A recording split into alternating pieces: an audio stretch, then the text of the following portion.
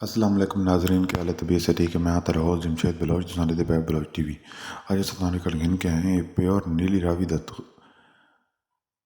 हुस्न दा मुजस्मा बहुत ही खूबसूरत ते बहुत ही आला नस्ल दी झोटी जिस दा चाल ढाल कद कामत थन चड्डा लाजवाब है।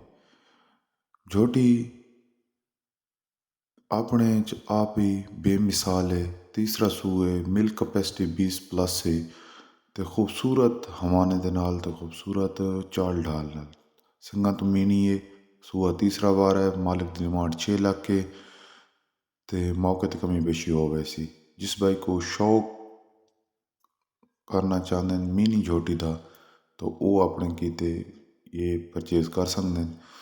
अगर वीडियो अच्छी लगी है झोटी अच्छी लगी है तो सानू जरूर रब्ता कराए, चैनल को सब्सक्राइब कराए, लाइक कराए तो दोस्तों ने शेयर कराए। इसी दे नाल अज दी वीडियो का अख्ताम करेंगे। पाक फौज जिंदाबाद, पाकिस्तान पाइंदाबाद।